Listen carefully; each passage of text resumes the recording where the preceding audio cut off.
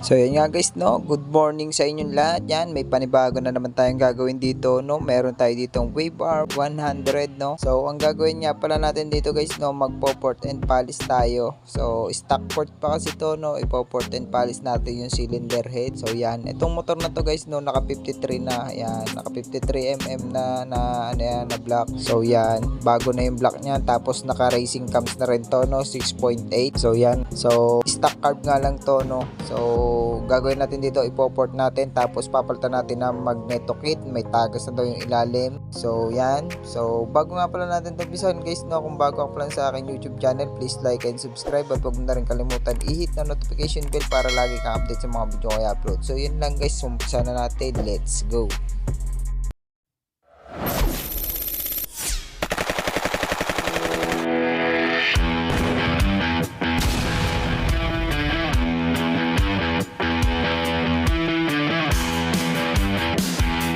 So yan guys, no, umpisa na natin to. Una lang natin gawin guys, no, baklasin lang natin yung cylinder head at saka yung tambutso at carburetor para mabunot natin yung cylinder head. So baklasin lang natin to guys, no. So baklasin lang natin lahat.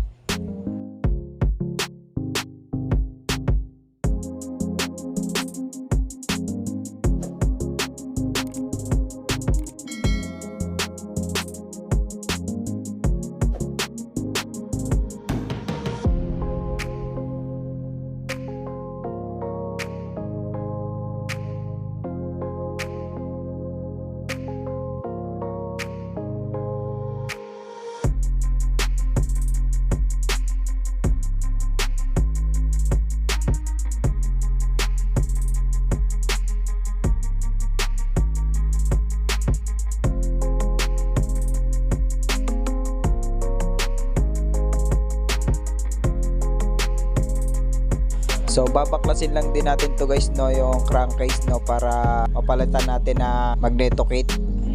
So kalasin lang natin.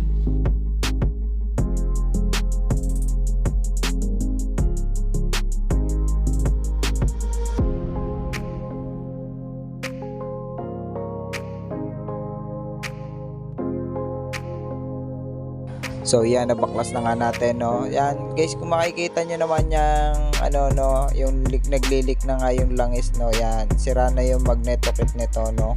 So papalitan na natin to ng magneto kit. So kalasin lang natin tong magneto.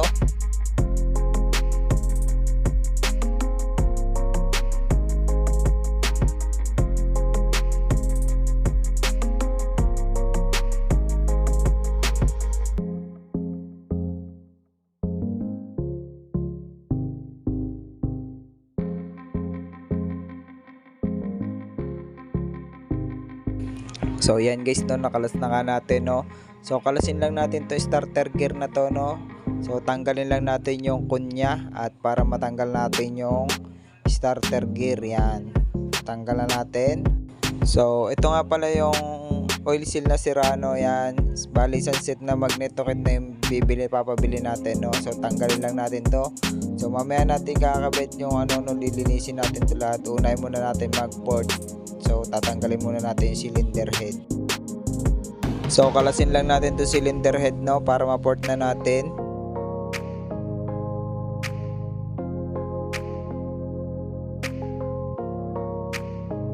So ito na nga yung cylinder head, no guys, no. Ayan, nakalas na natin. So tatanggalin lang natin yung laman loob na to, no. So yung makikita nyo guys, naka racing cams na to, no, 6.8. So tanggalin lang natin yung laman loob.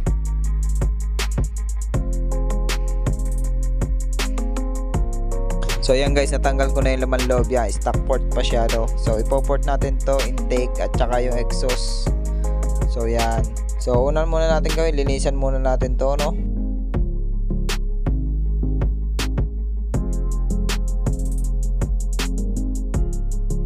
Tapos import na natin to guys, no. Import lang natin, import and polish.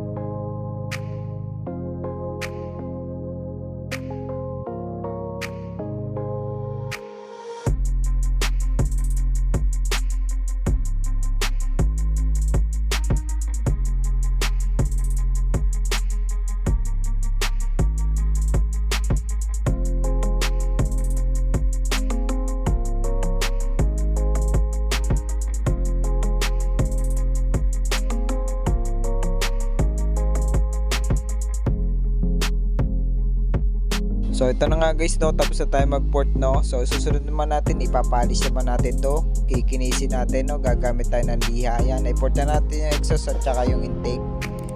So ipalis na natin to no. Gamit lang tayo ng liha. Ayan. So ipalis lang natin to.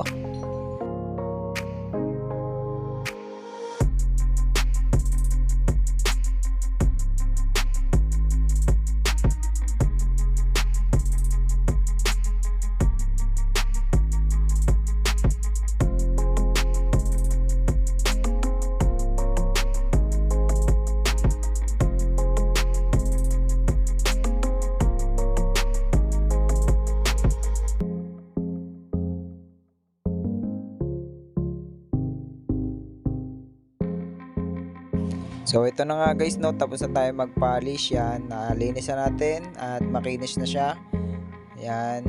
So ang susunod naman natin gagawin dito ano, yung ipapalapatin naman natin yung bulb no. Yan, itong mga bulb na to, hasain lang natin at palapatin natin no. So linisin lang natin.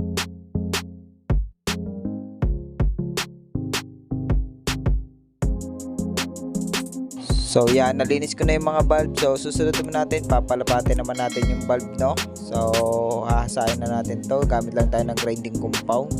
So palapatin lang natin.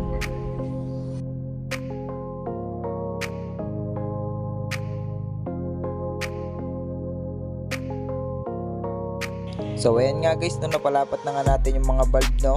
So susunod naman natin gagawin no, ikabit na natin yung bulb seal. So ito nga pala yung bulb seal na binili ng may-ari no. So ikakabit na natin to.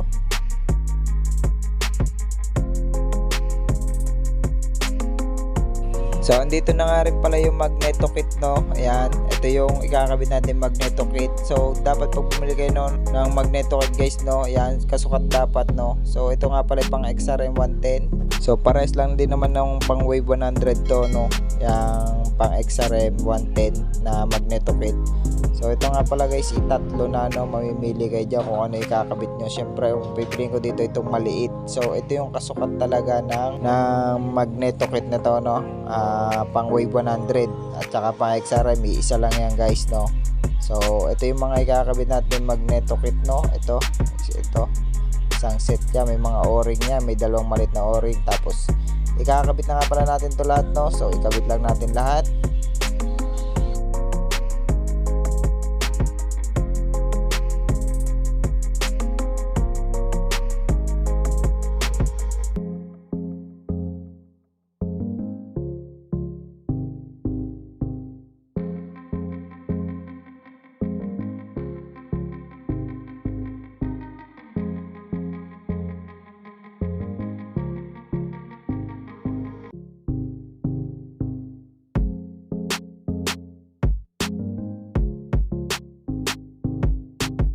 So palitan na rin natin to ng side gasket no. So nasira na kasi yung side gasket nung una. So ikabit na natin tong crankcase, tornilyohan na natin. So susunod naman natin guys no, ikakabit na natin yung cylinder head. Ito yung gasket no, dinikitan lang ko lang ng beta gray. So ikabit na natin to cylinder head. So ikabit na natin lahat.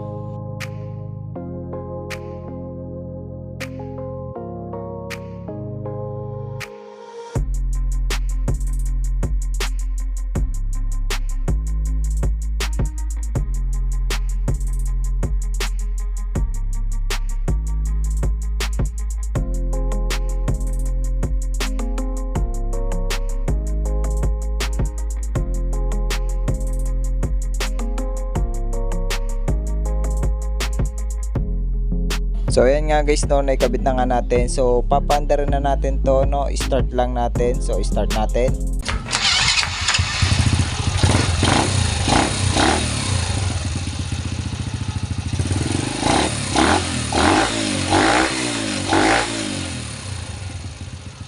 So yun no, may nagbago naman siya ng konti no sa under niya. So gumanda-ganda yung tunog ng pipe.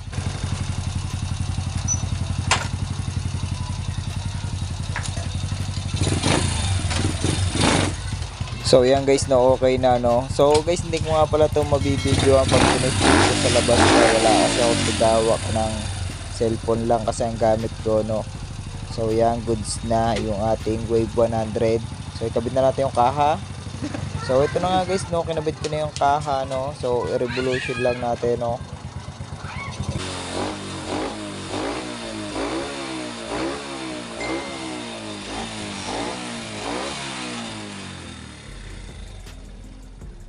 So yan, no, okay na yung ating Wave 100. So medyo konting-konti lang, no, medyo konting kinukulang lang konti sa gasolina, no. So pero konti lang naman, no. So tapos na tayo nga pala dito, no guys, no. So kung may natutunan ka na naman sa akin share na video, no, bago lahat, kung bago ka pa lang sa akin YouTube channel, please like and subscribe at wag mo na rin kalimutan i-hit ang notification bell para lagi kang update sa mga video ko i-upload. So yun lang guys, maraming salamat. God bless.